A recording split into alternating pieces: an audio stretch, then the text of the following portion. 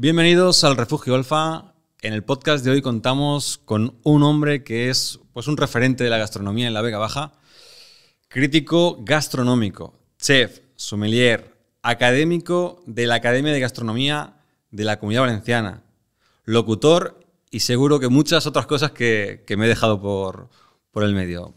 El señor Toni Pérez. Bienvenido. Muchas gracias por invitarme a este podcast. Pues, Toni, es un podcast que estaba con muchas ganas de hacer. Lo preparamos, no sé cuánto hace, pero por lo menos un mes, más o menos, mes y medio. Como te he presentado, es que haces muchísimas cosas. Y conciliar la agenda para poder grabar ha sido complicado.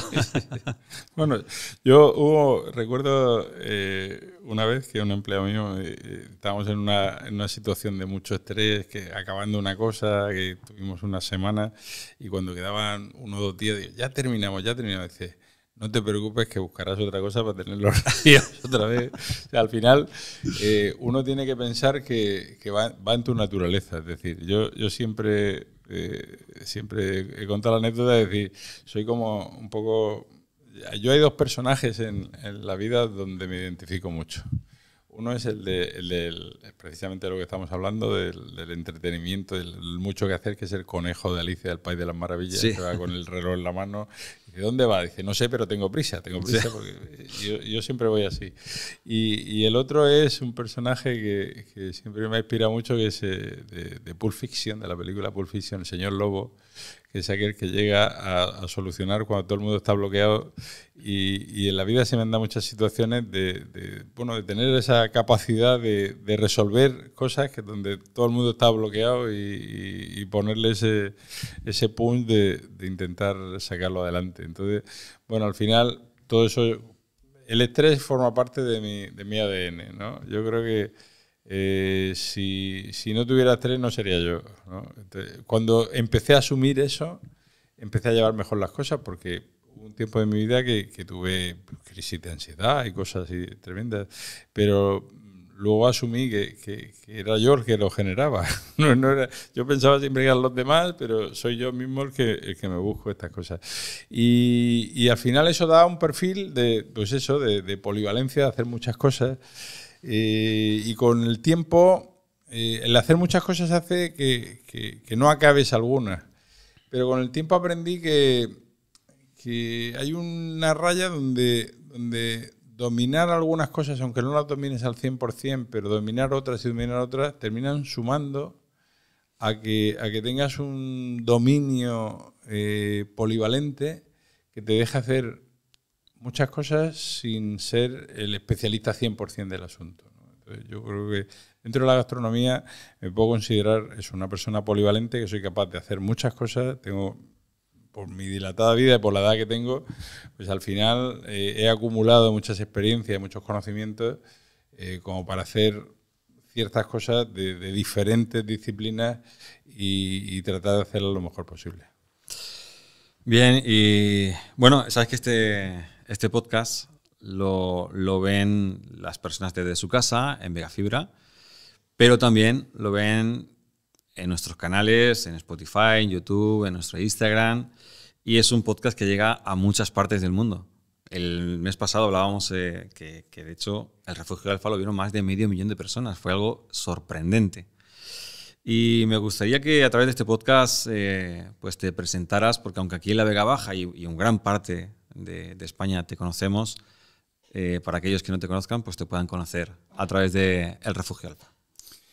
Bueno, siempre dicen que nadie es poeta en su tierra, ¿no? Y a veces hace uno cosas por ahí fuera que no tienen reflejo en tu vida diaria, pero no es una cosa que me haya preocupado nunca. Es decir, yo voy haciendo cosas y eso para mí es mi enriquecimiento personal. Entonces, bueno, dentro de las diferentes disciplinas, porque al final yo he tocado la cocina como chef profesionalmente durante 7 u 8 años de mi vida, en 3 o 4 proyectos diferentes. Soy sommelier y he trabajado mucho dentro del mundo del vino y sigo haciendo cosas dentro del mundo del vino.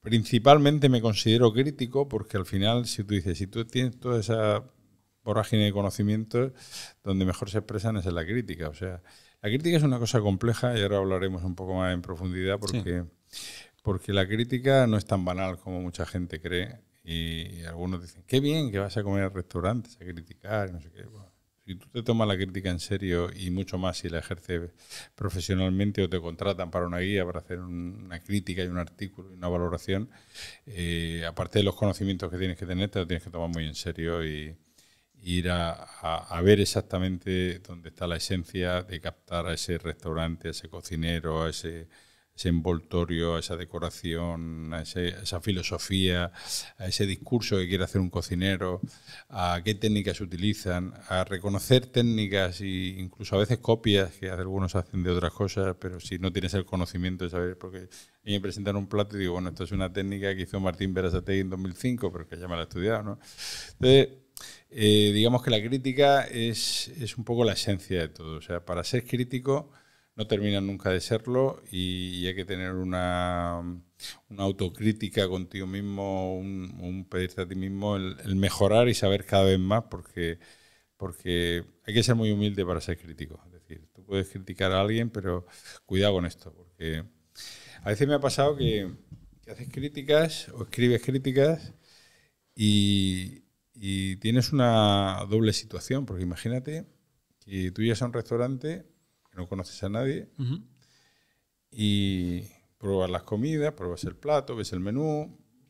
Cuando haces crítica, cuando eres crítico, cuando te consideras crítico y así lo ejerces, tienes que pensar un poco como cuando eres, no sé, un técnico, un crítico de coches. Imagínate en una revista, lo mismo tienen el análisis de un Citroën C2 o de un Clio que de un Ferrari o de un... O sea, a cada uno hay que valorarlo en su estadio. O sea, no. En la crítica de los coches, por ejemplo, puede tener un 7 un coche que vale 10.000 euros o puede tener un 7 un coche que vale 100.000 euros. Porque va en relación con el precio, con lo que pretenden y el resultado final, ¿no? Sí, entiendo que cada crítica también se valora en base al, digamos, al sector o al tipo de, incluso de restaurante. Claro, al tipo de restaurante, no vas a la pretensión que tengan. Tú piensas, mira, la cocina está dividida en 3 grupos mayoritariamente. Tú tienes cocina tradicional, cocina de producto y cocina creativa. A partir de ahí pueden haber muchas cosas, porque luego ya nos viene la cocina fusión, las influencias de fuera, todas las cosas que queramos.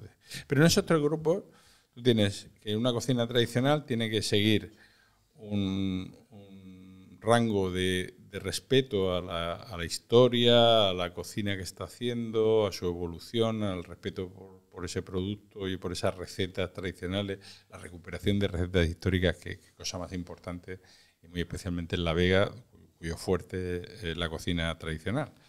En la cocina de productos tú tienes que tener esos productos. O sea, tienes que comprar un producto top, tienes que tratarlo top y tienes que servirlo de la mejor manera posible para que un cliente sea capaz de comerse una cosa que es incapaz de conseguir en un mercado, ni cocinarla de una manera, aunque sea una brasa o una plancha, tiene que tener una técnica muy depurada para que tú vayas a un restaurante, pagues lo que cuesta ese producto, pero además lo disfrutes y salgas diciendo, joder, qué bien he comido, dentro de lo que es el producto.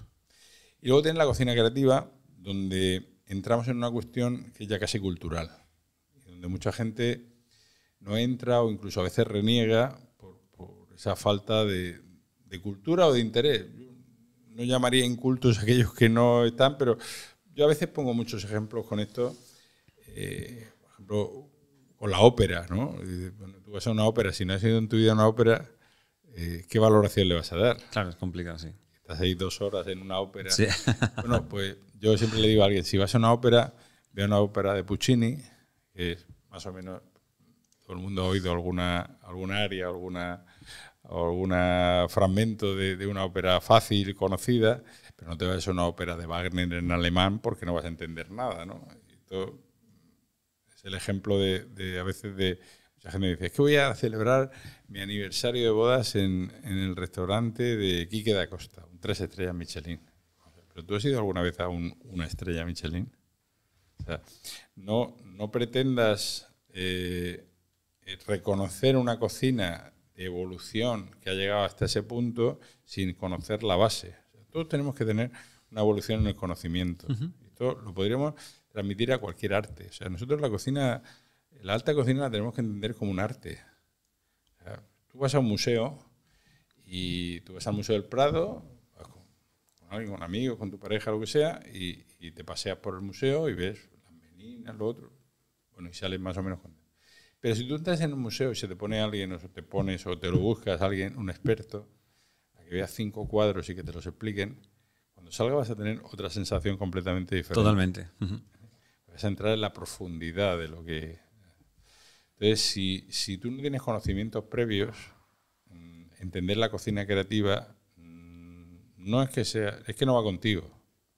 O sea, es decir, no... Yo a veces me quejo que hay mucha crítica a la cocina creativa con ignorancia. Y esto es peligroso. Porque podemos dejarla al margen. Es decir, bueno, no me interesa, no la conozco, pero está ahí, ¿no? Yo no me pondría nunca un vestido de Versace de los que salen en la pasarela, pero sí, bueno, sí, la pasarela es precisamente una forma de expresión artística en un vestido que luego va a terminar en el prêt-à-porter. Si es que la alta cocina ha terminado trasladando muchas de sus técnicas a la cocina de hoy. Ferran Adrià, cuando hacía muchas técnicas de los espesantes y todas esas cosas, no sé, hoy en día hay gente que utiliza el agar-agar como un espesante cotidiano, y hace 20 años no sabía nadie lo que era, ¿no? Entonces, hemos visto platos que se han presentado en un contexto y que luego han sido copiados y han sido llevados a la cocina del día a día o de más de calle, ¿no? Y esta es una cuestión muy, muy importante de entender porque tenemos que ir por lo menos con respeto. O sea, cuando un cocinero está haciendo una creación y no entendemos qué hace, no tenemos que ser nosotros los que lo juzgue. Probablemente tengamos que guiarnos de aquellos críticos o de gente que sí ha tenido esa evolución de conocimiento para decir esto es mejor, esto es peor, para que nos guíe por ese camino. Igual que tenemos a ese señor en el Museo del Prado que nos guía explicándonos el cuadro. Exacto. Creo que la crítica gastronómica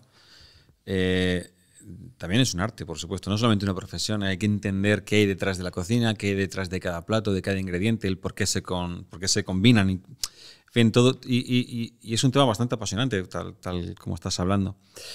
Me gustaría ir poco a poco adentrándonos en el podcast y sé que es un podcast que va a gustar. Hemos empezado por lo más alto. Sí, hemos empezado. Vamos a bajar a la tierra. Vamos a bajar a la tierra. Hemos empezado ya con la crítica.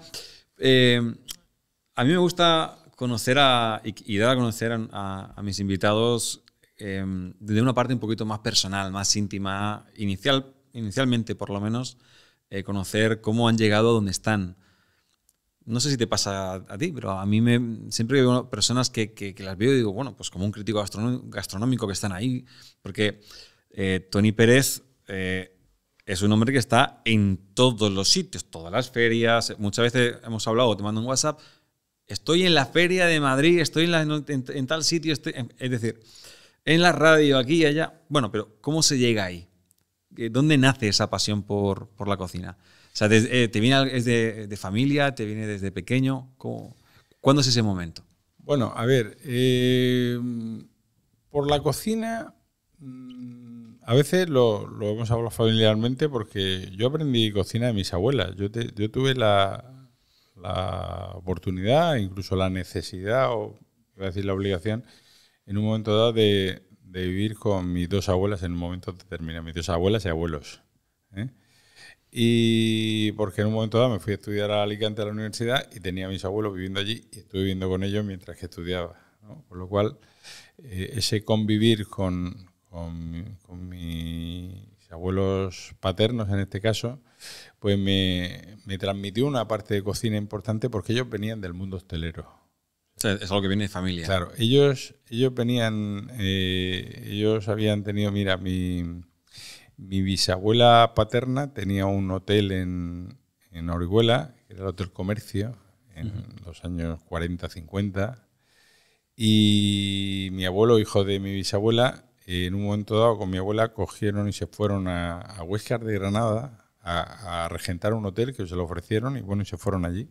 Y ellos dos pues regentaron el hotel con el restaurante. Los hoteles de los años 50 y 60 y 70 eran como lo de no es como los de ahora, es decir, era un hospedaje, eran como casas, ¿no? Dormir y comer, sí. ¿no? Entonces, mi abuela estaba al frente de la cocina, mi abuelo estaba al frente de la gerencia del hotel y bueno, pues cuando luego ellos ya jubilados, yo vives con ellos, pues al final eran de cocina muy tradicional, de cocina muy de producto y en casa se cocinaba pues, guisos de siempre, ¿no? Guisos que ella se había llevado desde Orihuela hasta Granada y guisos incluso algunos de Granada que había recuperado y bueno, y yo pues bueno empiezo a curiosear porque a mí sobre todo lo que más me gusta de la vida es comer. Sí, ya somos dos.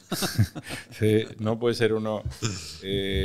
Yo recuerdo una anécdota que siendo he estado colaborando, bueno, escribiendo para Información durante 20 años y en esos 20 años pues he hecho muchas críticas, he hecho muchos artículos, he hecho muchas entrevistas y recuerdo una vez que a Quique da Costa le hice varias entrevistas y casi todas creo que bastante bien, lo pasamos estupendamente, pero hay una que me apetece, bueno, que me salió así del alma empezar, pongo la grabadora y en un momento que veo a Quique como Quique es un señor muy elegante y aparte de su gran conocimiento culinario, gastronómico y demás, y su gran capacidad de gestión, porque además de tener sus 3 estrellas, tiene otros negocios que lo hablaremos, pero no todos los cocineros son capaces de gestionar sus establecimientos y esto es muy importante dentro del mundo de la hostelería.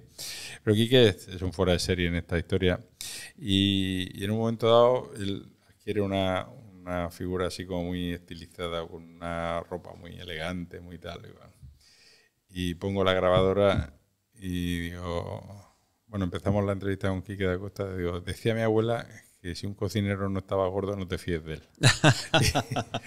y se queda así mirando y dice, bueno, yo creo que tu abuela debería, no recuerdo exactamente lo que me contestó, pero lo descoloqué bastante, que no era mi intención, ¿no? Era evidenciar más lo de mi abuela que ponerlo en evidencia a él, ¿no? Y mi abuela era una mujer que pretendía que comieran mucho siempre, ¿no? Había que Para comer. eso su fin no era que la cosa estuviera rica, o mejor dicho, que la cosa estaba rica si el comensal se lo comía todo, ¿no? Y yo que soy un comiente por naturaleza,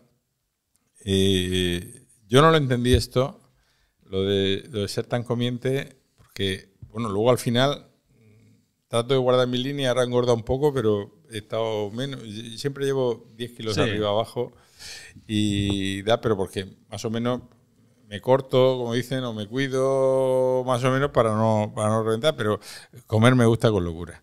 Y hay un libro muy interesante que le recomendaría a nuestra audiencia, es un libro que escribe un personaje cuya vida personal no me interesa nada, pues señor que es de la nobleza, pero que es al mismo tiempo revolucionario, que, bueno, unas cosas muy, muy dispares, pero es un gran conocedor y hace un libro que se llama El Goloso, donde además de que cuenta historias fantásticas de la historia de la gastronomía, define perfectamente lo que es el goloso. El goloso no es una persona que come dulces, es una persona que come por gusto cosas buenas.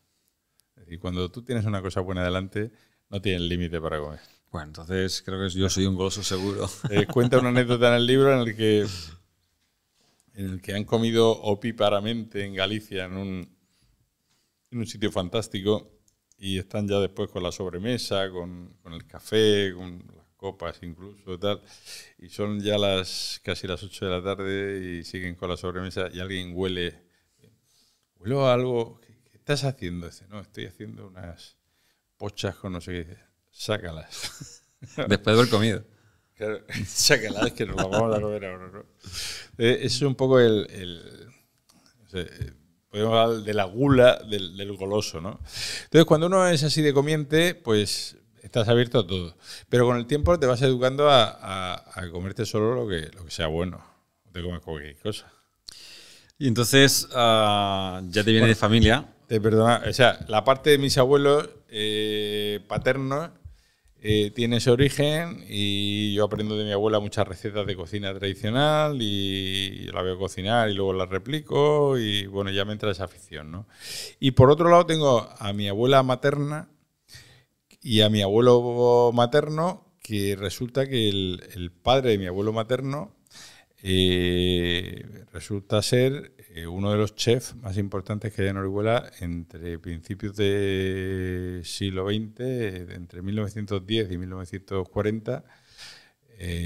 Bueno, poco más tarde, no sé si estuvo 20 años como chef principal del Hotel Palace, que era un poco la referencia en Orihuela. Sí. En Orihuela era un poco la capital del entorno de la Vía Baja y el hotel más significativo era el Hotel Palace, que estaba a 50 metros del hotel de mi otra bisabuela, ¿no? O sea, que incluso si se descuidan eran competencia. El chef del Hotel Palace era Gabriel Marcos en esa época, que era mi bisabuelo, al que no conocí y al que nunca pude aprender nada de él y ni siquiera mi abuelo heredó nada de lo que hacían.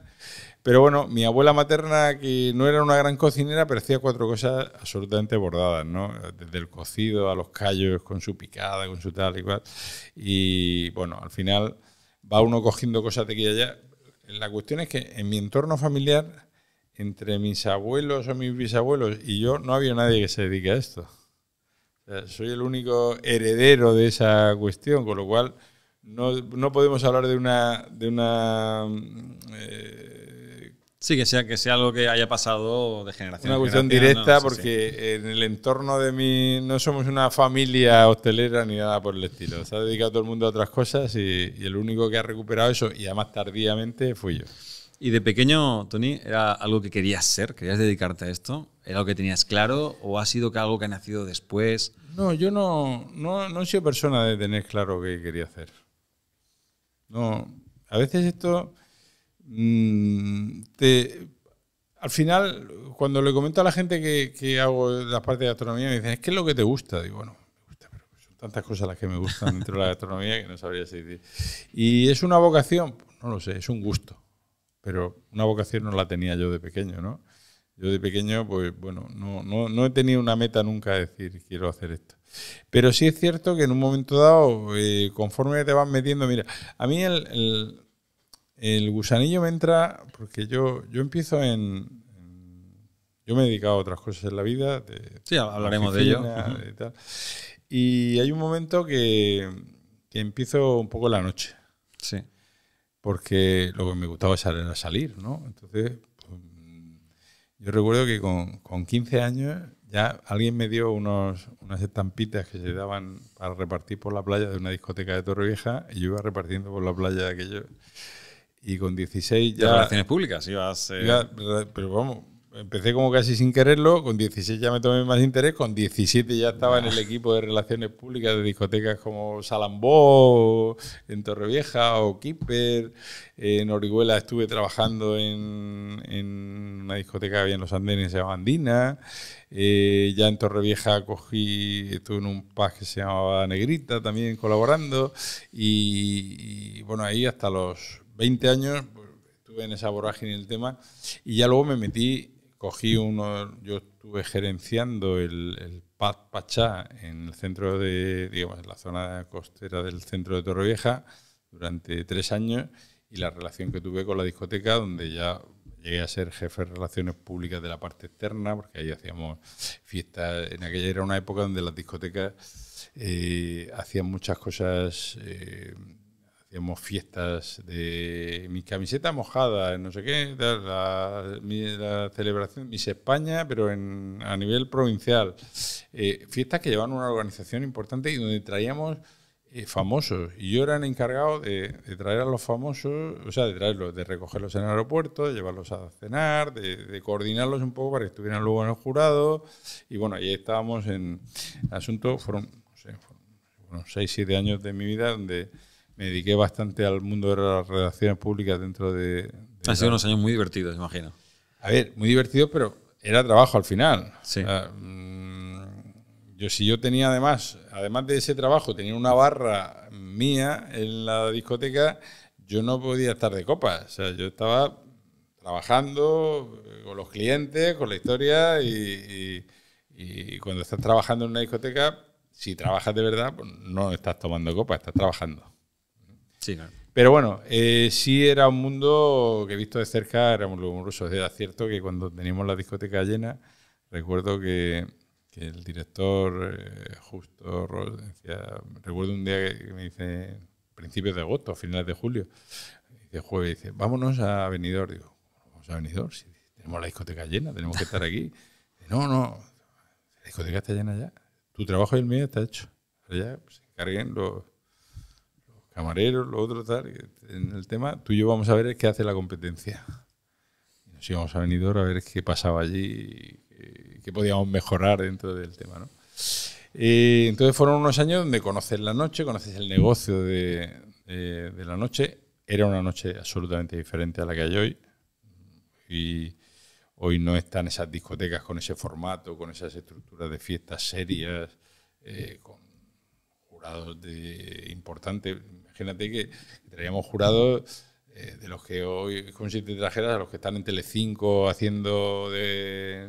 Jurado, pero no entiendo. Porque ese tipo de... Al final era una tontería, es decir, o sea, venía el doctor Cabezas, María Bradelo, la Miss España, no sé qué, y estaban allí y decían, pues mejor camiseta mojada fulano, pero era montar ese show, era montar esa historia donde la gente estuviera más pendiente de los jurados que de los participantes, ¿no? Sí, sí. Sí, era dar otro toque al ir a una discoteca solamente. Mira, vivir una experiencia. Hay una noche que recuerdo que se juntan allí mil cosas porque en Pachá se traían una serie de modelos suecas que venían porque hacían baile, coreografía, hacían cosas de relaciones públicas y eran como 30 chicas y luego se traían como unos 10 chicos también estupendos, bueno, tema un poco de la noche y estábamos en Keeper, en el Pub Keeper, que fue uno de los iconos, tanto la discoteca como en Torrevieja, y recuerdo que era una época de principios de junio, que todavía no había gente así en Torrevieja tal, y coinciden que llegan las suecas y los suecos. Sí. Que había una convención de diputados de las Cortes Valencianas que estaban allí, el presidente de la Generalitat y no sé quién, diputados con la historia. Que llega la selección yugoslava de baloncesto, no sé por qué otra historia, se juntan allí personajes como Djokovic, históricos del asunto, y Petrovic y no sé qué. Y era como, bueno, estamos en Marbella o en Ibiza, o sea, sí. Famoso, tanta historia aquí en Torrevieja. Bueno, es que Torrevieja ha tenido una época... Torrevieja tuvo una época dorada fantástica y luego se perdió porque, bueno, por las cosas que pasan, al final la hegemonía la adoptó Ibiza con todo su desarrollo, Marbella, tal. Torrevieja tuvo un poquito de esto, pero luego se murió.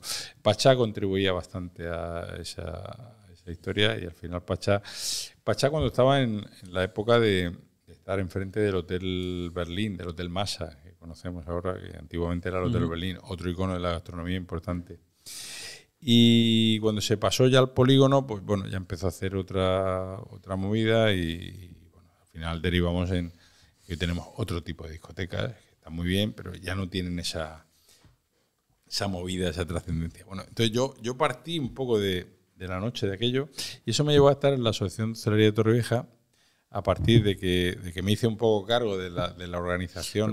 Nos hemos quedado a medias con la historia, no sé si la contamos otro día o la seguimos contando, de ese evento en el que vino la Diputación, vino... No, bueno, imagínate, no, pero si es que la anécdota es eso, que imagínate cuando están allí todos y no sabes a dónde mirar porque ni los diputados daban crédito que estuviera allí la selección yugoslava de baloncesto que acaba de ganar la medalla de oro en las Olimpiadas, ni el jaleo de suecos y suecas, modelos que estaban por allí, o sea, un momento de excelencia, que hubieron muchísimos en Torrevieja, de glamour de verdad, de glamour y de decir, estamos aquí. Torrevieja siempre está un poco castigada por el 1, 2, 3 y estas cosas y por la muchedumbre, pero en Torrevieja se han hecho cosas con mucho color, que se dice, ¿no? Y con mucho glamour. Que hoy en día no estamos en esa historia, bueno, pues volverá. La evolución de las cosas, pero lo ha habido y siempre está. Y ahí estaba yo en el asunto. Entonces, el paso por la asociación de hostelería como representante un poco de los pubs, al final era muy complicado. Empezaban a haber normativas, ordenanzas que limitaban el ruido, la movida. La zona de los pubs era un bullicio tremendo. El alcalde ya no sabía dónde... Sí, declararlo zona acústicamente protegida, que al final... Zona catastrófica. Y contaminada, zona acústica contaminada, ¿no?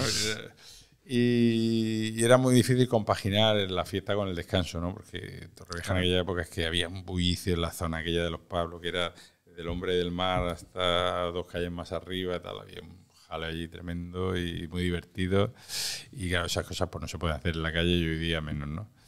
Entonces, estando en la asociación de hostelería, en representación de toda aquella movida que había de los pubs en esa época, pues empecé a moverme con hosteleros de toda la vida, ¿no? De Torrevieja, con el dueño del restaurante El Bahía, con el del Barlovento, con el de tal, con gente, y además conocer su historia, cómo habían salido de sitios donde ellos eran... Mira, el Hotel Berlín fue un hotel absolutamente escuela, porque con el tiempo resulta que el dueño del Barlovento estuvo allí de camarero, el dueño del Bahía estuvo allí, el dueño de Las Villas estuvo allí, el dueño de Punta Prima estuvo allí. O sea, todos los que habían sido camareros salieron empresarios, o sea, una buena parte de ellos, y además luego, pero empresarios de reconocido prestigio.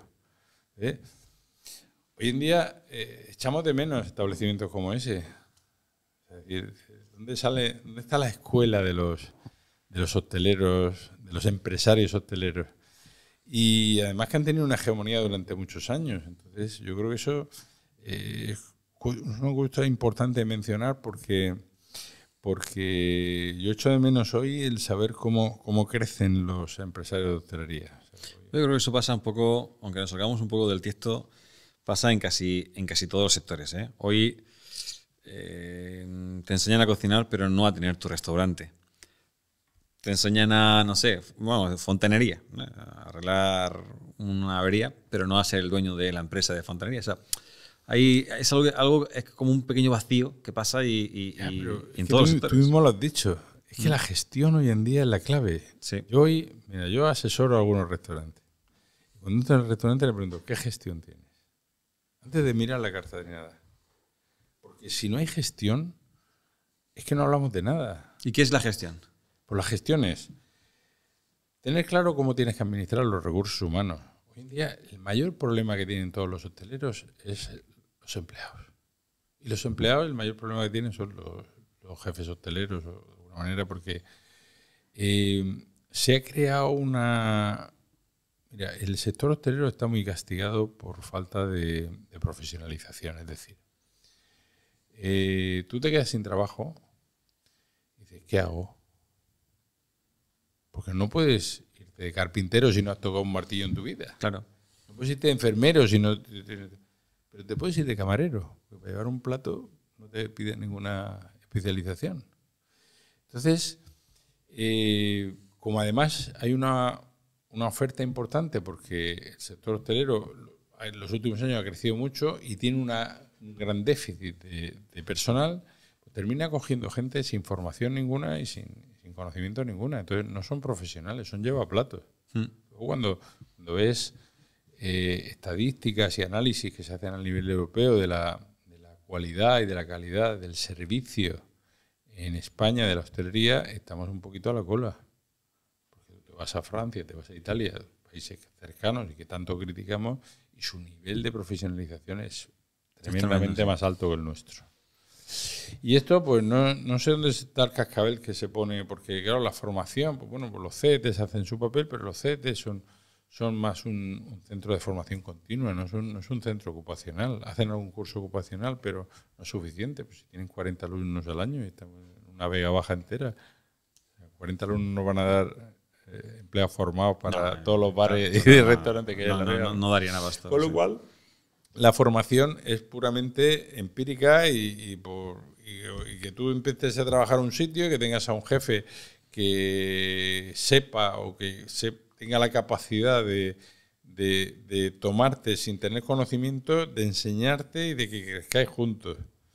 Claro, esto es muy difícil. Es difícil. ¿no? Es difícil, Al final, ¿resulta cuál es? Pues, el trabajador termina no estando a gusto, el jefe termina no estando a gusto con el resultado que da el trabajador y empieza la movilidad y como además hay necesidad, pues yo me voy de aquí porque voy a encontrar voy a encontrar trabajo en otro sitio y se dan una casuística muy compleja para determinar los parámetros de calidad que tendría que tener un restaurante o un establecimiento de hostelería, porque para mí el servicio es que es más importante hoy que la cocina. Yo puedo comer mejor o peor, pero yo sufro mucho con el tema del servicio. Porque es uno de los puntos que vas a valorar como crítico. Claro. Entiendo que el crítico... Es que la gente va a un restaurante y dice, pues he comido bien y he comido mal, pero bueno, ¿qué te has comido? ¿Que te ha gustado la platilla de cordero que te han puesto, el arroz de no sé qué? Pero tú has valorado el entorno. Cuando entramos en un restaurante, tenemos que valorar todo. El restaurante es, desde que entras, la iluminación, la mantelería, esa copa que te ponen, que es una copa fina para que... No, es que no compro copas finas porque se me rompen. Coño, pero no me puedes estar vendiendo un vino que vale 40 euros en una copa basta, gruesa y de mala calidad. Porque es que sabe peor. O sea, yo cuando quiera, una prueba y cogemos 3 copas de diferentes calidades con el mismo vino. Te voy a mostrar que saben completamente diferentes. O sea, la copa altera el sabor del vino. La copa altera el aroma y el gusto y la percepción del vino. Pero absolutamente.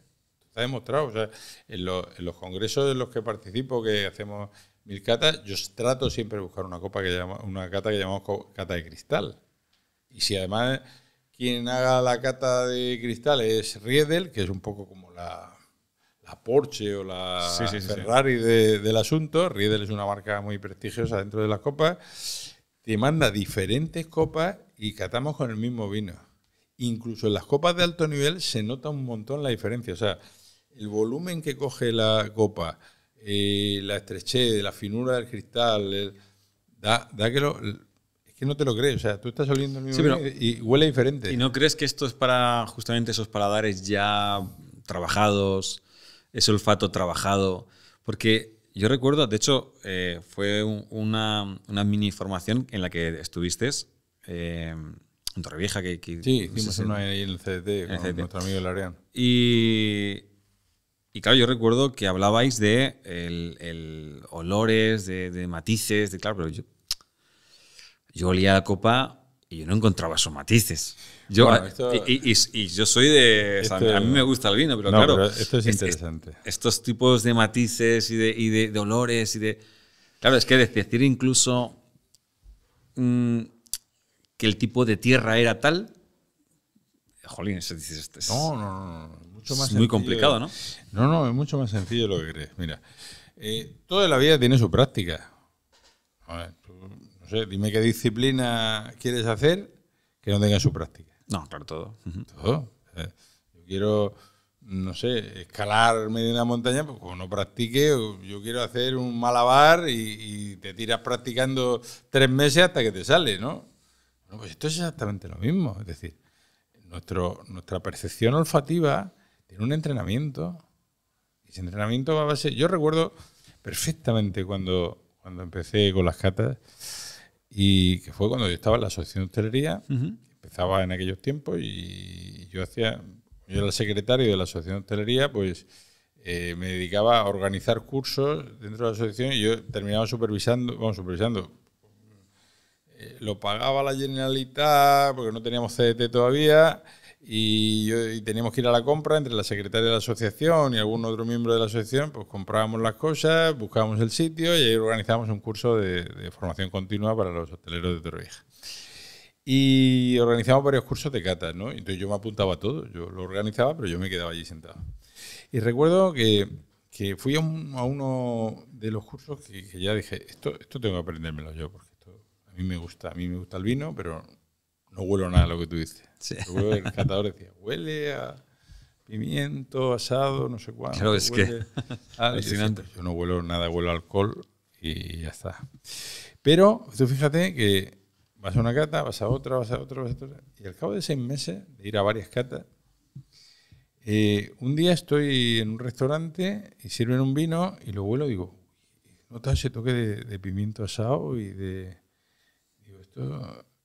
Digo, esto es una Cabernet Sauvignon.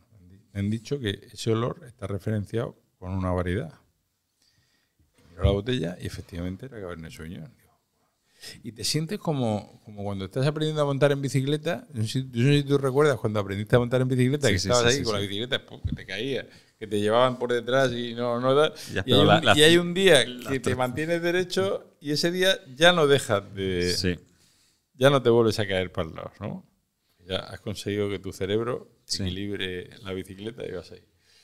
Pues ese día que tú reconoces un sabor, o si no ese día, esa semana, ese mes siguiente, o esos meses que vas a 2 o 3 catas y que terminas ya de percibir, en cuanto percibas 3 o 4 aromas de los que te dicen, ya los dominas, ya te abre la mente a percibir el resto. Y oye, y por muchos años, que yo después de muchos años y de catar muchas cosas, todavía hay aromas que me cuesta percibir. Pero la percepción de aroma no es una presunción. O sea, hay gente que ridiculiza a veces, coge una copa, huelo a arándano, o sea, y como que ridiculiza el asunto. Vamos a ver.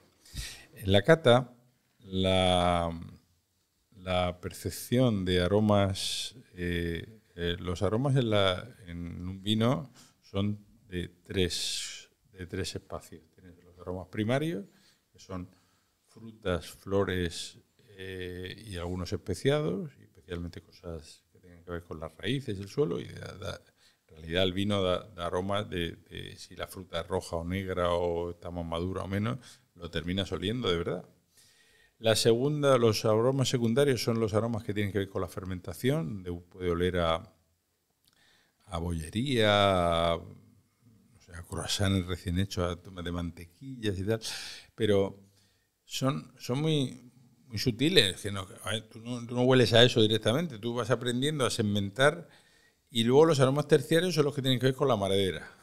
O sea, los cacaos, los ahumados, los torrefactos, los cafés, los chocolates, todo eso tiene que ver con la crianza de madera. Cuando tú identificas que no hay terciarios, ya sabes que ese vino no tiene crianza. Cuando tú los primarios están muy presentes y son dulzones y no sé qué, pues ya puedes saber que es un vino más joven. Todo lo que hueles tiene un significado. O sea, el juego no es aprender a que si huele a esto, huele a lo otro. Significa que huele a esto, luego quiere decir que es esta variedad. Luego quiere decir que tiene una barrica. Luego quiere decir que tiene una barrica americana o francesa, porque cuando tienes una práctica y un entrenamiento, lo que decíamos, terminas aprendiendo a distinguir esos aromas. Yo tengo una... Como un perfumista. Sí. O sea, no es un ejercicio de capacidad olfativa, es un ejercicio de memoria sobre todo. Sí, no, de hecho lo recuerdo que bueno, hablabais justamente en la formación de ello, de que, bueno, hay personas que se dedican a oler cosas y tratar de memorizar el olor para luego tratar de, digamos, identificarlas en el vino o en diferentes cosas. Yo quería preguntarte, como experto, ¿qué tan bueno es el vino que hacemos aquí, en nuestra tierra? Bueno, nuestra tierra, si te refieres a la Vega Baja, no hacemos vino, hacemos cosas muy limitadas y muy cortitas porque estamos en una zona donde el clima y el suelo no nos favorece. O sea, nosotros tenemos un entorno fantástico para tener una verdura única en el mundo, como son las alcachofas de brote de Tudela, o como son muchas de las verduras, los brócolis, las habas, los guisantes que hacemos maravillosos, pero el vino necesita tierra seca, necesita altura, necesita frío. Ya con esas 3 cosas, ya te he dicho, la Vega Baja no cumple esos requisitos. Sí, bueno, pero a nivel mediterráneo, sea así que se están haciendo vinos en la zona de Murcia, en esa zona, parece pero, que... Siempre con altura. Siempre con altura. O sea, en la Vega Baja hay una zona que es súper interesante, que hace vinos a no a 0 metros de altura, sino a -1, que es el Parque Natural de La Mata, donde hay viñedos históricos, algunos prefiloséricos. O sea, la filosera fue una plaga que arrasó con el viñedo a principios del siglo XX, a finales del XIX, una devastación, media España se quedó sin viñedos, y ahí aguantaron algunos viñedos. Son viñedos que además están en terreno público, pero arrendados a familias históricamente de la zona de La Mata, etc. Bueno, pues ese viñedo es una cosa muy particular que ha recibido muchos estudios. Yo además le he dedicado un tiempo a este tema durante años, de manera intermitente, pero recuerdo que fui una vez con el alcalde a ver a los productores. Yo empezaba con el mundo del vino, a ser sommelier y estas cosas. Me decía el alcalde, vente, vamos a La Mata a probar los vinos que han hecho, a ver qué te parece. Yo probaba unas cosas que decía, ¿esto qué tiene que ver con lo que he probado? Yo estaba muy verde todavía en el tema de la sommellería, pero es que aquello no respondía a nada. O sea, es decir, la elaboración era tan tosca y tan... ¿Pero cómo hacéis esto? ¿Dónde están los depósitos? No, depósitos no, es que tenemos un hueco en la cochera y echamos ahí las uvas, le echamos el ácido que nos dicen no sé qué. Claro, que quedaste ahí en plan, ¿dónde me han metido? Cosa que era de tanta calidad la uva que pese a la mala elaboración o la elaboración tan rústica, salía una cosa bebible, ¿no? Y como además esa cosa bebible era una cosa culturalmente reconocida, pues el vino se vendía a un precio que no respondía a la calidad que tenía. Entonces, con el tiempo han pasado varias cosas en La Mata, porque han habido varios intentos. Ha habido una bodega experimental que cogió las uvas y se la llevó. Ahí hay una mala experiencia porque se la llevaron creo que fue a Requena o por ahí a Utiel. Hicieron un vino y le llamaron humedal. O sea, eso es lo peor que le puedes decir a un vino, ¿no? Ya el nombre ya era... Ya chocó en sí porque necesitas... El vino no estaba mal y tal, pero ahí hay una uva de tanta calidad que hay algunos que han hecho cosas fantásticas. De hecho, ahora mismo se está haciendo un vino allí de la mano de nuestro amigo Hilarión, que se llama Sopla Levante, que es un vino de una calidad absoluta. Pero anteriormente a eso, recuerdo que por ahí por finales de los... ya entrados en los 2000, Rafa Bernabé, que es una persona, un productor de Bigastro que tenía una bodega en Villena, hizo la primera incursión de calidad y hizo un vino naturalmente dulce del Parque de La Mata que consiguió 96 puntos. Peñín, que es la guía nacional, Parque de la Biblia mundial, ¿no? Uh-huh. Y que era una cosa estratosférica de rica. Yo recuerdo que tomé varias botellas y me guardé una que la tuve como 10 años allí, de esas que se te quedan ahí en la bodega tal, y a los 10 años recuerdo que un día que vino un amigo francés que sabía de vino, y lo vi, digo, mira, este es el momento de abrirla. Era una cosa, parecía un tocayo, una cosa excepcional. Eso ya no se volvió a repetir. Y con lo cual, pues la agua de La Mata, yo creo que si de verdad la cogieran gente experta, podría hacer cosas muy ricas, pero tampoco quiero ahondar en eso porque al final hay una tradición y el vino de La Mata llega a su fecha. Pero el resto de la Vega Baja no hay cosa. Mira, hay una cosa ¿sabes que la Vega Baja, Orihuela, llega hasta Barbarroja? Sí, es una pedanía de allá arriba que está cerca de La Romana, de Pinoso, de esa zona noroeste de la provincia de Alicante. Y allí, pues pegado a Pinoso, allí sí que hay altura y hay condiciones, y ahí se hacen vinos como el Alto de Orihuela, que hace mi amigo Enrique Mateo, pero lo que es La Vega no hay condiciones para hacer vino. Entonces, bueno, pues vámonos a esas zonas de Alicante que están muy cerca de aquí, que es el Bajo Vinalopó, el Medio Vinalopó hacia arriba, donde toda la zona desde Monóvar hasta Villena, pues se hacen unos vinos fantásticos que están sufriendo bastante el cambio climático, cuidado. Las temperaturas están subiendo y lo que las zonas norte que hace 20 años no servían para nada, ahora son las que están propiciando, y las sur están dando unas maduraciones absolutamente indeseadas. Y bueno, ya estamos. Los vinos de Alicante tienen un peso específico importante, se está trabajando muy bien, y pese a la contranatura con respecto a Borgoña o a Burdeos, Estamos salvando el panorama muy bien y yo creo que la Diego Alicante está trabajando mucho para hacer unos vinos de Alicante muy dignos y muy para ponerse la medalla. Bueno, para ir cerrando este tema, el otro día estuve con un amigo que de hecho es muy de vinos, no es un experto, y él me decía, es que Rubén, voy al supermercado y cualquier vino de 4 euros, dice, que está rico. Es que no es como antes, que tenías que gastar mucho dinero para beber un vino bueno al menos. Como experto, ¿qué opinas de eso? Bueno, hay una anécdota que dice una chica que se encuentra con otra y están hablando y dice, oye, pero tu novio está bueno, y dice la otra, dice, ¿comparado con cuál? Claro. Es decir... Sí. Si hablamos del vino a nivel mundial... O sea, vamos a hablar de ti en este caso. No hay vino de 4 euros que valga... Que podamos ni siquiera valorarlo dentro de un espectro razonable. O sea, los vinos están evaluados, valorados a nivel mundial. O sea, es decir, un vino de California, de Zinfandel, uva Zinfandel, no tiene absolutamente nada que ver con un vino de Australia de Syrah, o un vino de Burdeos de Pinot Noir, o un vino de Rueda con Verdejo. Cada uva, cada territorio, tal, van dando su espectro de calidad. ¿Quién somos nosotros para valorar si un vino es bueno o no si lo trasladamos a nivel mundial? Hay unas guías que trabajan a nivel mundial, no solo está la Parker es un poco la Michelin, la Biblia, ¿no? Uh-huh. Pero bueno, hay otra, Atkinson, hay otras guías mundiales que trabajan con esto, donde cuando valoramos de verdad un vino, los vinos de 4 euros no entran en esa valoración, porque...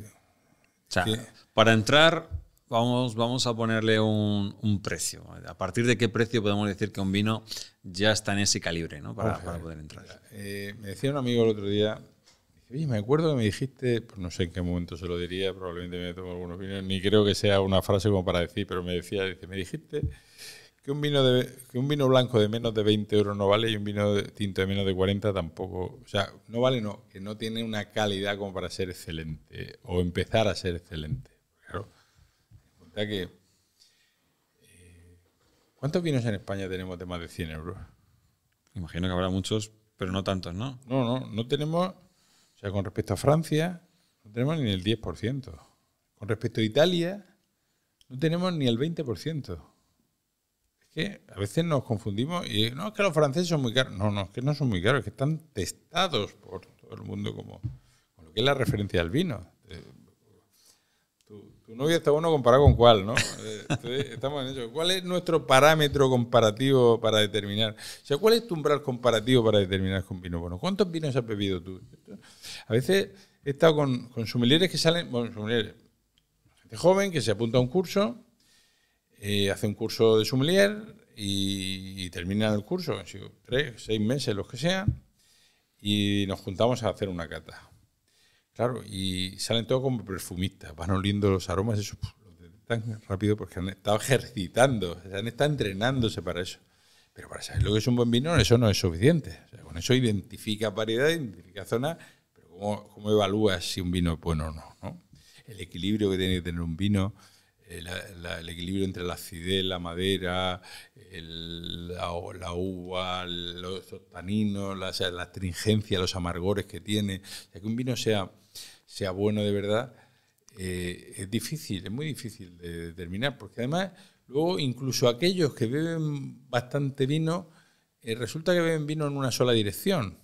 Yo me encuentro con mucha gente que principalmente bebe de Ribera de Duero y algo de Rioja. Sí. Entonces se han creado un parámetro mental como que el vino bueno es eso. Entonces le das un vino de Borgoña, vino Noir, y dicen que eso no vale.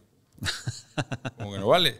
No, es totalmente así. Si es que los que beben vino dicen que ese es el que vale y el tuyo lo valoran como, sí, pero como menos, ¿no? El que vale es el que me gusta, al final. Claro, pero cuidado con la ignorancia. O sea, porque si tu ámbito de comparativo está reducido, tú tienes desconocimiento de lo que pasa en el resto.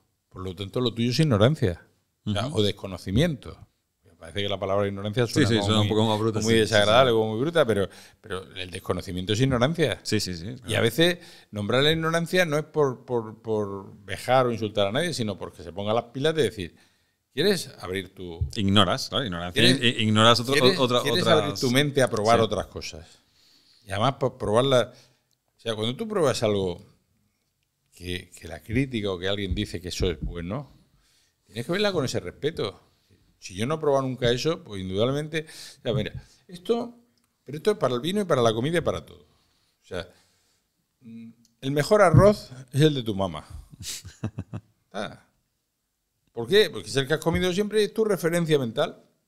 O sea, tú tienes una referencia mental de que tú pruebas una cucharada de arroz y tu mente se va al de tu mamá. Decía un crítico madrileño muy animal, figurativamente, con el cocido, decía, para comer cocido hay que matar a la madre, figurativamente, porque si no, no podemos evolucionar en probar otras cosas, ¿no? Es decir, la referencia en lo gastronómico, sea en la comida o en la bebida, en el vino, tal, todos tenemos una referencia. O sea, tú pruebas un plato y cuando te lo echas a la boca, tu cerebro va a buscar la comparación con el mejor que hasta esa fecha has comido que se parezca a eso. Un pescado, una carne, unos macarrones.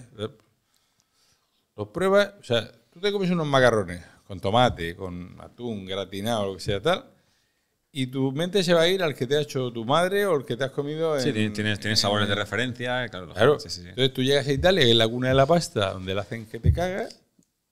Y no está buena. Y la pruebas y tu cerebro dice, este no se parece al de mí. No, lo escucho muchas veces. Ostras, tanto Italia, tanta Italia y no me ha gustado. No me gusta nada. Dice, claro, sí, lo he escuchado, sí. Vamos a ser un poco consecuentes y a dejar que aquellas cosas que se dicen, que están valoradas, testadas y comprobadas de que son buenas, vamos a aprender a que nos gusten. Porque además te digo una cosa, cuando aprendamos a que nos gusten, nos terminan gustando más que el original. O sea, una mente abierta gastronómica termina... Pero esto es una evolución natural del gusto. O sea, y esto te voy a poner un ejemplo, por ejemplo, con los niños. Tú eras un niño de 10 años en una alcachofa. No, ni en pintura. Amarga. Pero con 17 o 18 años, a poco que hayan tenido una cultura de comer alcachofa, que la hayan probado una vez y que hayan visto comerla alrededor y que se hayan metido en esa vorágine, ya van comiendo alcachofa. Cuando tienen 20 y tantos, resulta que la alcachofa es lo que más les gusta del mundo.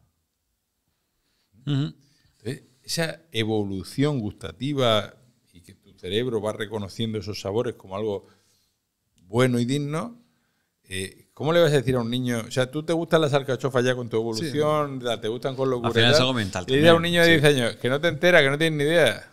No ha evolucionado su mente, su cerebro a eso. Entonces, esto pasa con los vinos. O sea, yo cuando me junto con alguien que le das un vino testado buenísimo y dice, esto no vale una mierda, perdón de la expresión, bueno, pues te callas el adjetivo que le diría, pero tenemos que tener la mente abierta a probar nuevas cosas que sepamos que están hechas con criterio y que gastronómicamente son buenas. Otra cosa es la comida cultural. Es decir, una pasta, lo hemos hablado como debe ser, porque es algo cercano y tal, pero claro, cuando te dan una cosa tailandesa o peruana, y estoy hablando de cosas reconocibles, pero muy poco reconocibles la comida de Mongolia, y hay cosas muy ricas. Sí. O sea, yo he tenido la oportunidad... Al final, esto es cultura... Claro. Mira, los salazones, que ahora hablaremos un poco más del mundo de los salazones. Tenemos que ir adelantándonos porque... Vamos a los salazones porque... Los salazones es una cuestión cultural. Yo he tenido la oportunidad en mi vida de crear un nuevo formato, una nueva elaboración, porque a mí los salazones me han gustado siempre por cultura. Porque claro, cuando yo tenía 4 o 5 años llegaba al bar y estaba mi padre, mi abuelo y tal, y me daban un trocito de mojama o de hueva, yo me la metía en la boca y Eso al final se me queda en mi recuerdo gastronómico. Luego de mayor voy a comer salazones. Si los niños de ahora no comen salazones, pues no lo van a comer mañana. Vamos a perder una cultura que nos viene desde los fenicios, ¿no? Pero a mí siempre me ha cargado el asunto de que la hueva de Mújol se me pegaba a los dientes, me comía 2 trozos y además mucha sal, me saturaba el resto de la comida. Gusto particular, a que a la gente le gusta de una manera determinada. Y en un momento dado se me ocurrió, así por un accidente, pensar en hacer una hueva de Mújol que tuviera mucha menos sal y mucha menos curación. Y además descubrí que en ese proceso me encontraba de una cosa que era casi como un parmesano, las huevas muy secas son así terrosas y que en muchos sitios las parten a pellizcos, ¿no? Y se granulan un poco. A una cosa absolutamente cremosa. Si se tratara de una yema de Santa Teresa, ¿no? Y además con un sabor a mar que en el formato que yo he ideado con el tiempo se desprovea de esos sabores amargos y de salitres y de oxidación que tienen algunos salazones, que en la cultura están bien relacionados, pero yo quería encontrar un producto gastronómico dentro de la hueva de Mújol de algunos salazones. Entonces inventé un formato, se llaman semisalazón, y a partir de ahí he abierto un camino, digo abierto porque lo he hecho yo. Entonces yo he creado una marca que se llama Alma Marina. Alma Marina. Alma Marina.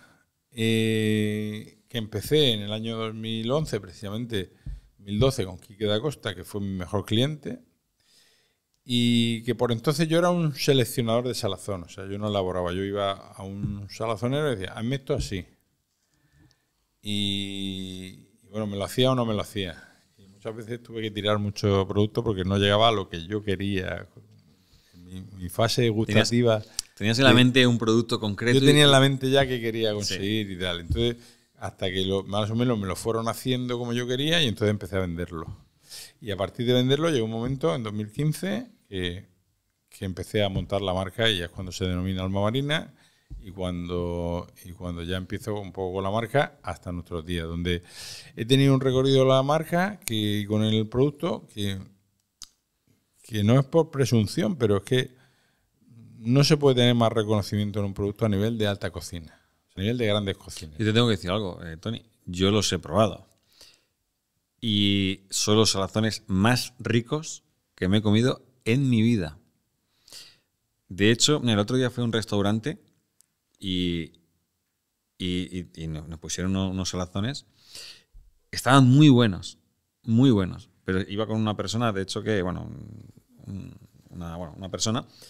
Y ostras, qué rico están estos salazones. Digo, tienes que probar los salazones de mi amigo Tony. Digo, están aún más ricos. Y es algo que con los amigos, lo hemos comentado. El sabor, la textura, el color es diferente, por ejemplo, de la hueva. Más anaranjado. Más anaranjado, más...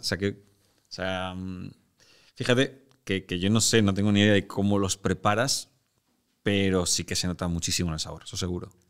Bueno, yo mi idea no es competir con el salazón tradicional. Es decir, yo hago también salazón tradicional, porque hay clientes que me lo demandan. Pero sí era abrir un camino, es decir, Alma Marina tiene 3 cosas. Una, tiene un camino saludable, porque si le quitas más sal, es más saludable. La sal y el azúcar sabemos que hoy en día médicamente como que hay que bajar todo. Era un camino más gastronómico porque desproviendo de esos sabores que te decía de oxidación excesiva, iba a conseguir que gastronómicamente fuera más interesante. Y luego nos vamos a un tercer aspecto que está muy de moda, o sea, lo japonés, la cultura del crudo. Esto no es crudo, esto está tratado como un salazón normal, pero menos.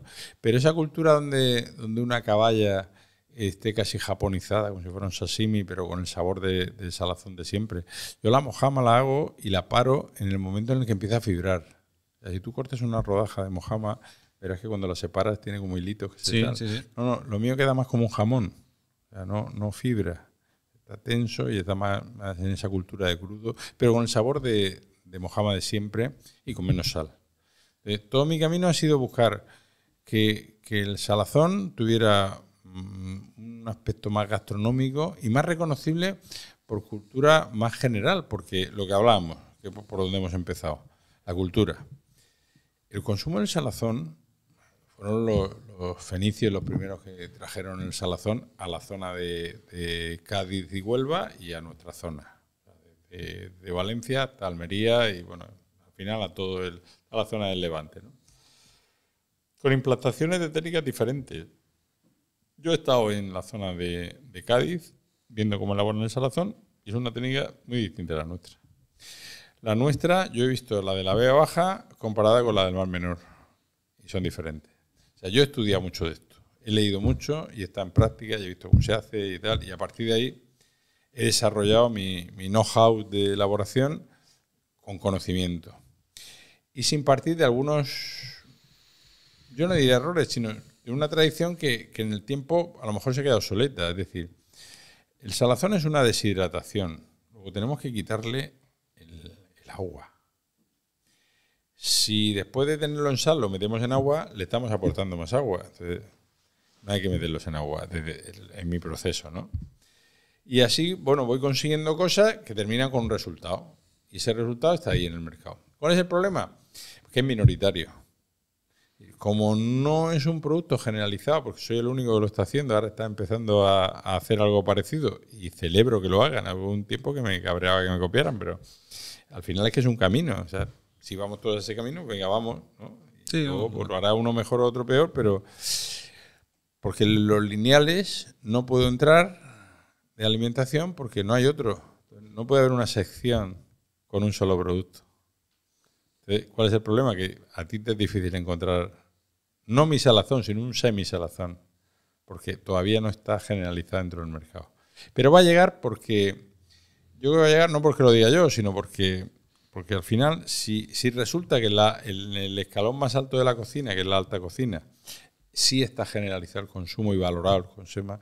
Pero tú piensas una cosa, alma marina es una cosa que ha pasado por casi más de la mitad de los restaurantes que tienen estrella Michelin en este país. O sea, son tus clientes, son ahora restaurantes mismo estrella hay Michelin. 4 restaurantes con 3 estrellas Michelin que tocan el producto. Ahora mismo acabo de firmar un convenio con Martín Berasategui. Wow.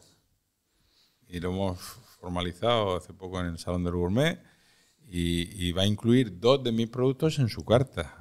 Martín Berasategui es el cocinero más estrellado de España en los diferentes restaurantes. Y suma todas las estrellas que tiene, todos los restaurantes con estrella que tiene, es el que más tiene. Sí. Y se deshace en halagos y en virtudes y le ha encantado el producto y ahí lo tiene. Pero es que mi cliente más antiguo y más regular y más de todo es Ángel León. Ángel León es el chef del mar. Yo cuando año pasado tuve la oportunidad de ir a Poniente, que es el restaurante de 3 estrellas Michelin de Ángel León. Todos los camareros y de cocina sabían quién era yo, porque yo era uno de los proveedores más antiguos de pescado que tenía el restaurante del chef del mar. O sea, ya no era mi ego de sentirme así, sino era una especie de reconocimiento a un trabajo hecho. Y todos los años, desde hace 9, Ángel León tiene la hueva de Mújol en diferentes formatos. La puede hacer cocinada de 1000 maneras, pero la hueva de Mújol de alma marina está en el menú de Ángel León de 3 estrellas Michelin, ¿no? Y a partir de ahí son muchos los 2 estrellas y 1 estrella que consumen el producto. Luego quiere decir que estamos en la alta cocina, estamos en la alta costura y en algún momento dado bajará al pret-a-porter porque tú sin tener conocimiento de alta cocina lo has probado y te ha parecido excelente. Sí, a mí me ha encantado, desde luego. Entonces, eso al final pues llegará. Entonces, ¿cuándo llegará? Pues no sé, pues cuando tengamos la posibilidad o la capacidad de poderlo popularizar y que llegue a todos los puntos para que la gente lo pueda comprar. Tiene una hándicap y es que hay que pensar de otra manera, es decir, los puntos de caducidad son muy cortos. Tienes que comprar una hueva y comértela. Uh-huh. Como la hueva de siempre, que cortas, que la dejas ahí. La dejas en el frigo ahí un montón de tiempo. Y a las 2 semanas vas y le metes 2 cortes y al mes sigues dándole cortes y no sé qué. No, esto es, yo soy más de... Como un jamón de york, no sé, tiene una vida... Pues, 15 20 días, 30 días los que tiene y hay que comérselo en 30 días. Tampoco estamos pidiendo... Pero claro, la salvación tradicional tiene 8 meses. Claro. Hay que cambiar un poco la mentalidad en el consumo de estas cosas. Pero bueno, es un camino y que a mí me ha dado muchas satisfacciones. Ya el ego lo tengo cubierto con esa parte. Sí. Claro, porque cuando ya te ha venido tanto halago y tanta crítica, tengo críticas escritas por todos lados, y te viene uno más y te dice, un crítico importante, no hace mucho en Madrid Fusión, oye, he probado la web y es fantástica. Y yo, vale, sí. No era por despreciarlo, pero que al principio me llenaba de gozo, pero ahora ya como que, oye, que me lo han dicho. Se ha normalizado. Y ahora lo que necesito es rentabilizarlo, ¿no? Y hacer ventas con esto, que ya está bien, de tener lo mejor del mundo y luego no poderlo vender, ¿no? Bueno,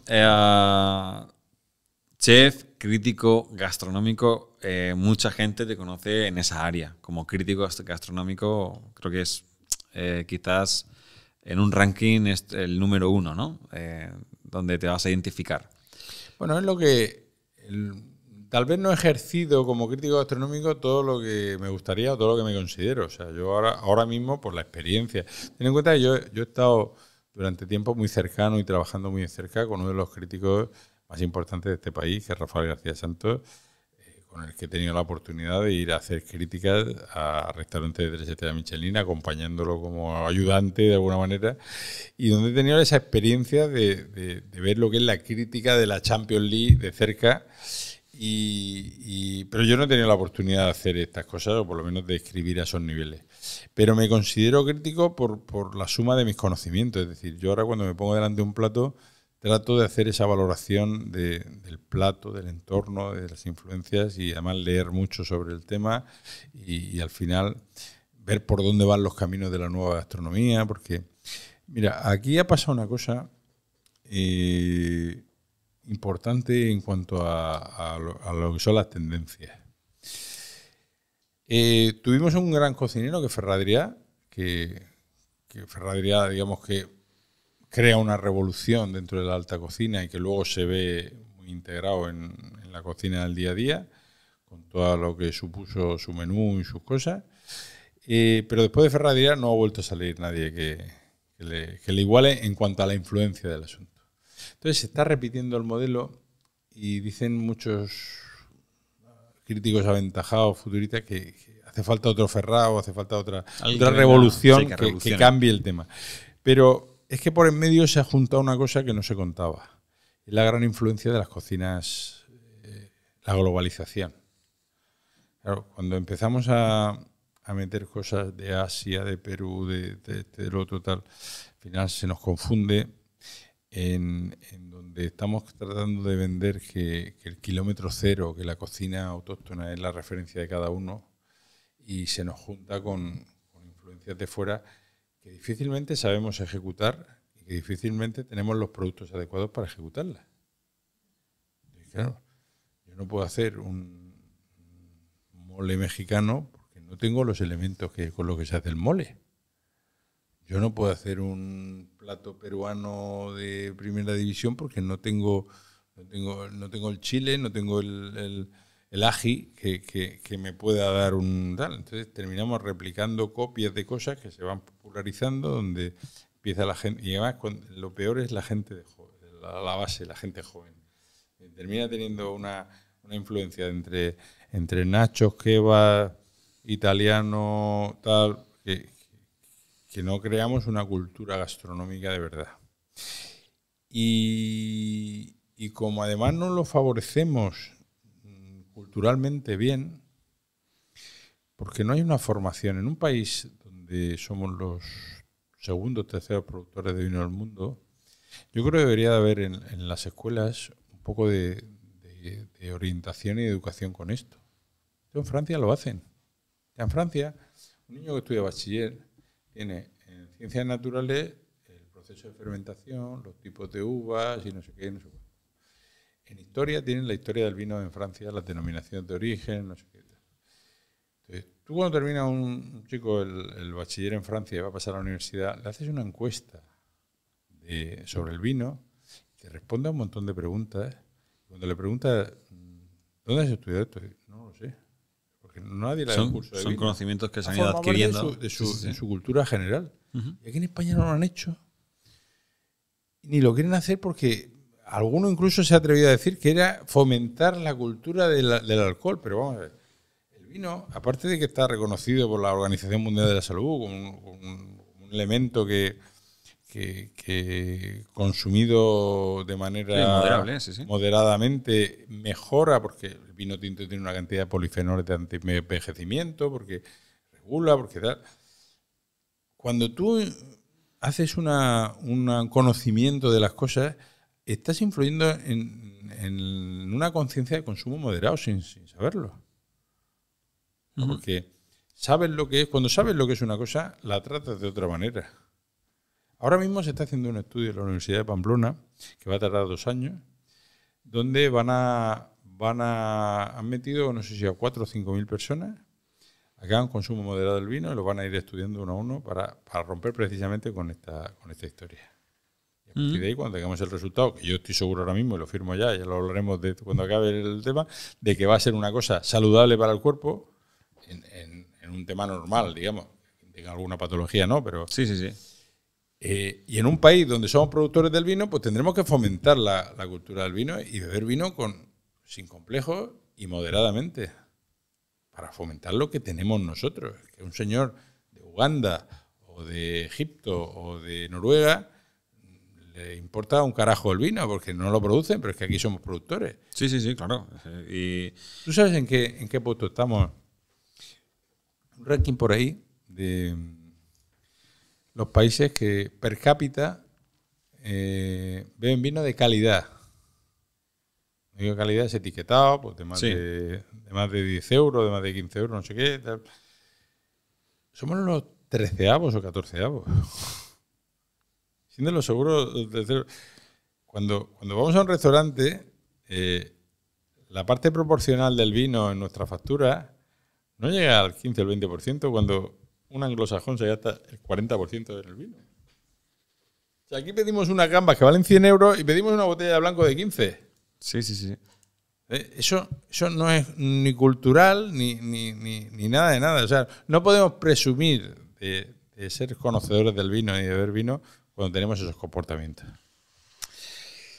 Bien, pues creo que el tema vino nos ha quedado bastante claro y bueno, yo al menos la próxima vez que haya un restaurante voy a tratar de, no sé, pues llevar un porcentaje un poquito más alto.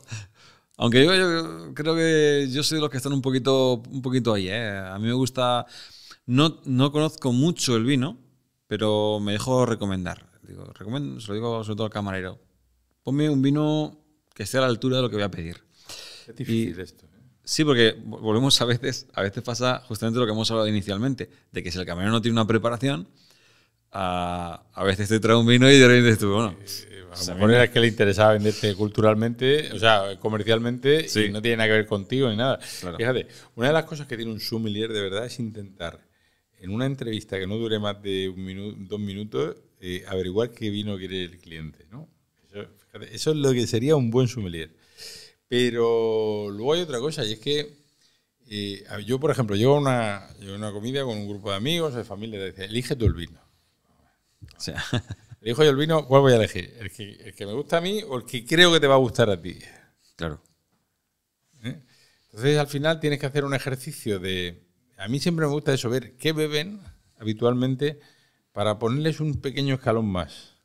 Y así acercarlos a un perfil de lo que tienen reconocido, pero sin sacarlos mucho del asunto, porque si les saco un vino que no lo reconocen, pues rompemos la baraja y no ha valido de nada el ejercicio. Entonces tiene que ser algo que se parezca a lo que comen, pero que les dé un poco de inquietud para decir, vale, este vino está rico y tal. Claro, luego todo el mundo al final te habla de marcas. Me gustaría hablar de zonas, me gustaría hablar de viticultores, me gustaría hablar de conceptos, de paisajes, de cosas. Si las marcas son una cosa muy comercial. Y no te digo nada, los que son... Cuando llegas a un restaurante y le dices a alguien, venga, ¿qué vino me pone? Dice, ¿quiere usted Ribera o Rioja? Sí. Vale, empezamos. Y si es blanco, Verdejo o Godello, esa era la moda, ¿no? Godello, Verdejo. A mí no hace mucho fue a un restaurante y te voy a traer un vino blanco, os va a encantar. Uy, me trajo un Marina Alta. Y me quedé en plan, no, ¿sabes? Si no tengo nada en contra de la marca y desde luego no la voy a criticar. Pero dije, bueno, me has dicho un buen vino, me quedé en plan... Vale. El interés comercial sumado con la ignorancia, al final hacen un cóctel que no le hace ningún beneficio al mundo del vino, ni siquiera... Te podían decir, mira, tenemos un vino de la zona de Alicante, que es un vino afrutado, que es un vino... Sencillito, bien, sí, para beber, que fresquito está bien, y estamos haciendo zona con la moscatel, con tal, te lo vendo y ya sabes lo que vas a ver. Sí.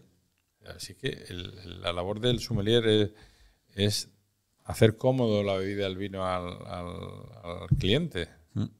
Total. Bueno, Tony, vamos a ir avanzando porque se nos termina el tiempo y nos hemos dejado 1000 cosas por medio. Me gustaría preguntarte algo como experto, crítico, gastronómico. En todos estos recorridos y que haces, que vas a restaurantes, comes vives esa experiencia, ¿no? Porque al final se trata de eso, de la experiencia, de cada vez que te sientas, el plato, como has dicho, la copa, el trato, el camarero, todo cuenta. Dime, y ahí te voy a pedir que te mojes, un restaurante en la Vega Baja o en nuestra zona a la que le darías una estrella Michelin. Pues ahora mismo ninguno, porque si no lo hay, no voy a ser yo el que se la dé. Entonces ahí no nos hemos mojado, ¿eh? No, pero es que no es cuestión de mojarse. Es decir, me está pidiendo una cosa que si no hay condiciones para ello, no voy a ser yo el que se la dé. ¿Me explico? Sí. Es decir, la historia que tenemos en la Vega Baja es que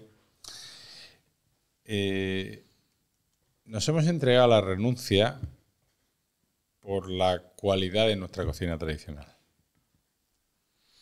O sea, cuando a alguien le hablas en la Vega Baja de cocina creativa, si yo me como un huevo frito de puta madre con no sé qué, es decir, la cocina de cuchara, la calidad del producto, las verduras, todas esas cosas tan ricas que tomamos en la Vega Baja, nos impiden avanzar en pasar ese escalón de una cuestión más cultural y una cuestión más de concepto. ¿Y no crees que en estos últimos tiempos hemos evolucionado un poco más? ¿Alguien valora un sitio por su estancia, por el ambiente que tenga de iluminación o de servicio y tal, tanto más que la cocina? A ver, yo creo que cada vez más. En mi opinión, ¿eh? Yo creo que cada vez más. O sea, la gente va a los sitios y se fija y le gusta ver las cosas, incluso la mesa, el lugar, ¿sí? Creo que culturalmente estamos comenzando. Es que hay muy pocos sitios. O sea, podemos hacer una lista ahora mismo de los sitios que tengan ese perfil que tú acabas de decir. O sea, que tengan un buen mantel, que tengan una buena copa, que tengan una buena vajilla, que tengan una buena ambientación, que tengan un servicio perfectamente uniformado. Yo tengo una lista ahora mismo y no hay más de 10 en la Vega Baja. Sí, bueno, los hay, sí. Más de 10 no hay. Más de 10 no hay. Con condiciones, digamos, valorables. Claro, no objetivas, no subjetivas tuya y mía, sino objetivas. No hay más de 10. Y te vas a la Marina Alta, por ejemplo, y tienes 10 restaurantes con estrella Michelin. No que tengan un servicio bien y una unidad con estrella Michelin. Es que la pregunta viene por ahí porque creo que ya es el momento de que tengamos una estrella Michelin en la Vega Baja. Lo tuvimos y no... Y yo me gustaría preguntarle a todos los habitantes de la Vega Baja cuántas veces fueron a Casa Alfonso teniendo estrella Michelin. O sea, en esto trato de ser duro,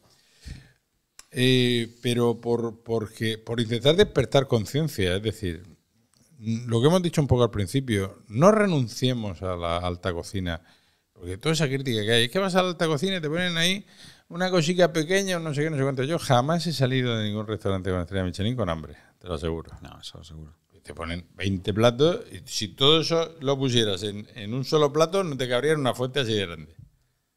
Ahora, lo goloso es comerse un chuletón, un no sé qué, 4 huevos fritos de golpe y ya te has saciado.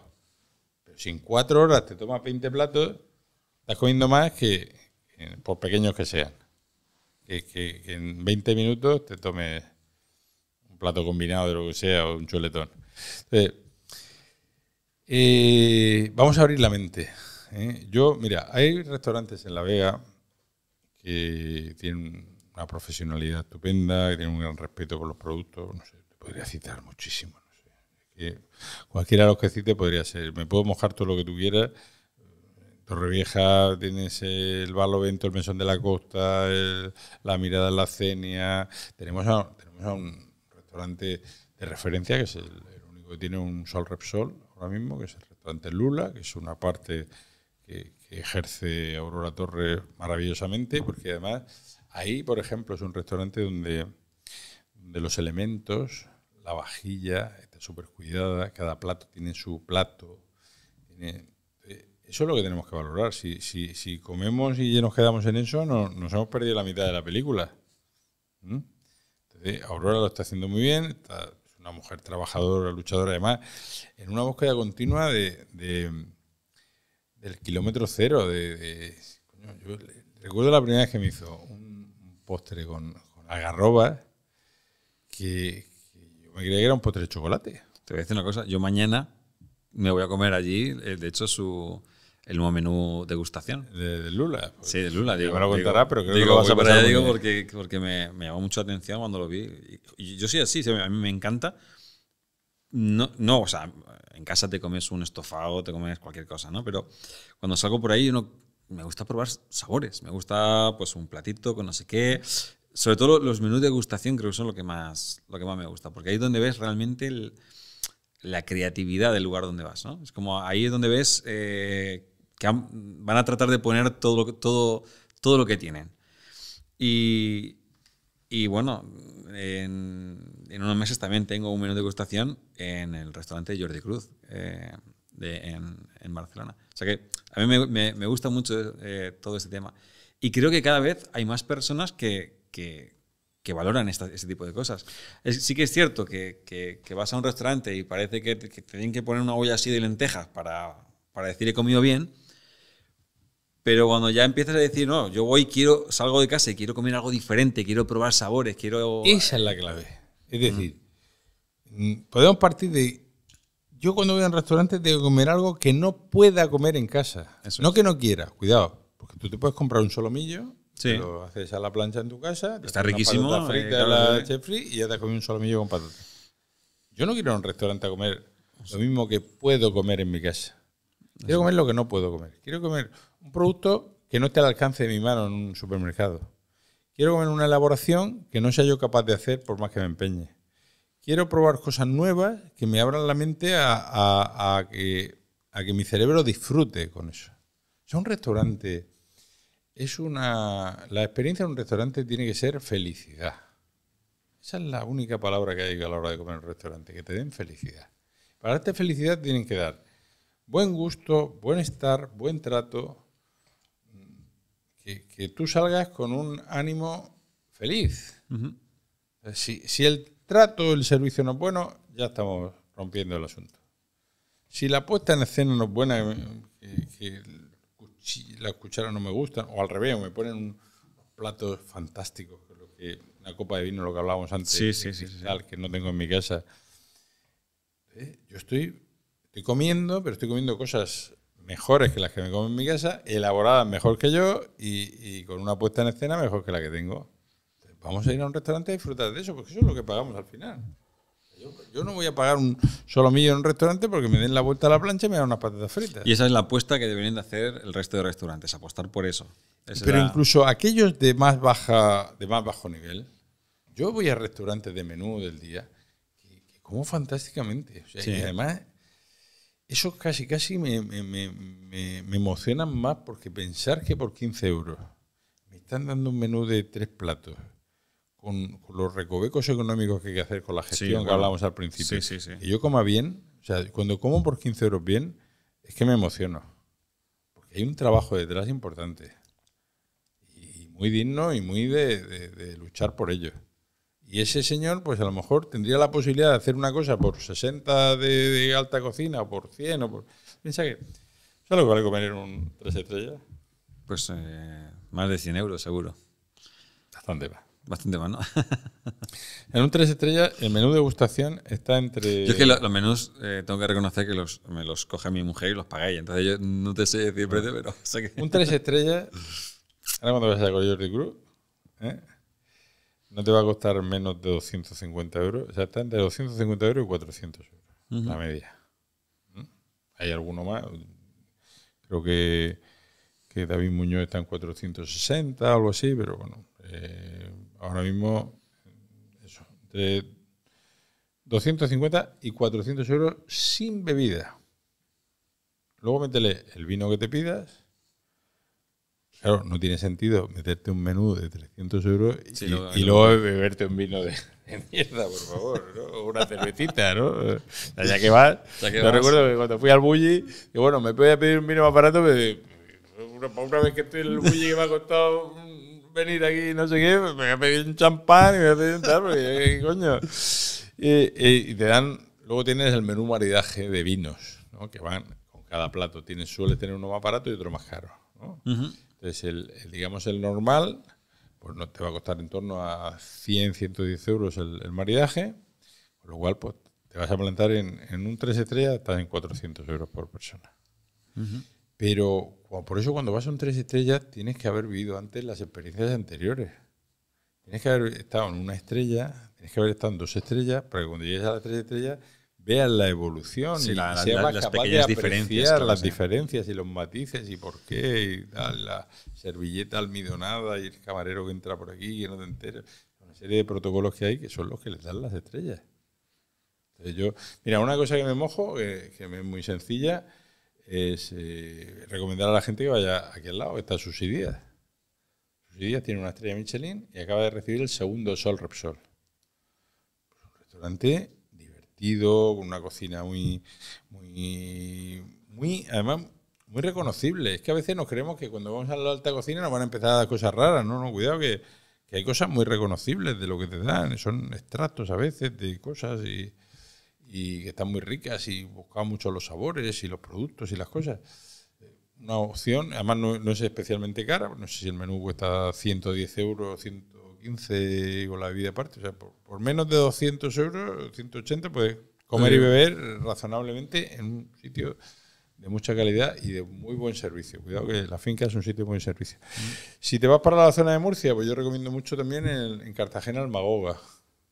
Restaurante que lleva un matrimonio, María y José, que lo hacen fantásticamente y tiene un restaurante. Además, el Magoga tiene un carro de quesos a estilo francés. Se lo recomiendo a cualquiera del mundo mundial, porque es un espectáculo cuando te sacan el carro de queso que no has probado en tu vida, ni te lo puedes ni imaginar, una cantidad de sabores ahí es donde empiezan las emociones cuando estás comiendo y dices, venga, vamos, rock and roll, rock and roll. Tony, pues estamos terminando. Sé que nos hemos dejado muchas cosas, pero luego en realización nos van a dar una paliza, como nos extendamos mucho más. Así que no quisiera terminar sin preguntarte por tus proyectos. ¿Qué proyectos tienes para este 2025? ¿En qué estás trabajando?